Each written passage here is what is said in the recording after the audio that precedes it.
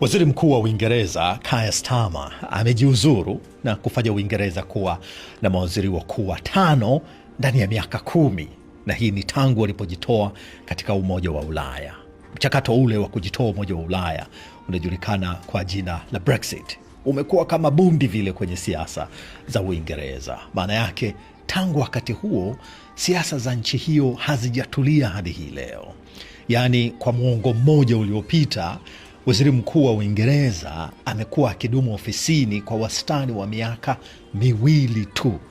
Sasa Afrika unaweza kusema hiyo safi kabisa. Inaonyesha demokrasia ya ndani ya chama na nchi kwa ujumla inafanya kazi vizuri kabisa. Maana yake watu wakikukataa unaondoka ofisini, anaingia mwingine. Lakini huku dunia yetu huku mimi hata sitataja nchi, mwanasiasa anakuwa na skendo nzito, lakini kumchomoa hapo kwenye kiti chake Sasa sehemu ya sababu kwa nini mshindo huu wa Brexit bado umeendelea kuitikisa Uingereza ni kwamba Brexit haikuwa tukio la mara moja tu au siku moja tu kwamba linatokea hii leo biashara inaisha. Brexit ulikuwa mchakato wa muda mrefu ambao ulileta mgawanyiko mkubwa sana kati ya Uingereza. Maana yake karibu 52% walipiga kura kujiondoa Umoja wa Ulaya, alafu 48% wakataka kubaki Umoja wa Ulaya, kama nusu kwa nusu vile. Na mgawanyiko huu ukaendelea hadi ndani ya vyama. Ni kiongozi gani wa chama husika anaweza kuongoza nchi katika uelekeo unaoridhisha Waingereza wengi, wakati huu sasa ambapo Uingereza inatafuta kujisimamia yenyewe pasipo kufungamana na Umoja wa Ulaya. Sasa ndio imekuwa bandua bandika ya viongozi wakitafuta kiongozi atakayewafaa.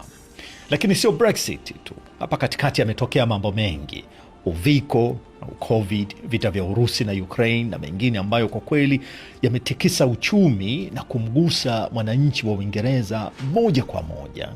Sasa inapotokea hivi, mwananchi mpiga kura huyu hawezi kutulia. Atalalamika na kumpigia kura mtu mwingine kujaribu kuona kama atamletea ahueni ya namna moja au nyingine. Sasa siku si nyingi Uingereza itakuwa na waziri mkuu mpya. Inawezekana akawa huyu bwana anaitwa Andy Burnham. Hata hivyo wachambuzi wengi wanasema pamoja na kubadilisha waziri mkuu mpya, misingi ya kinachosababisha siasa za Uingereza kutotulia bado iko pale pale.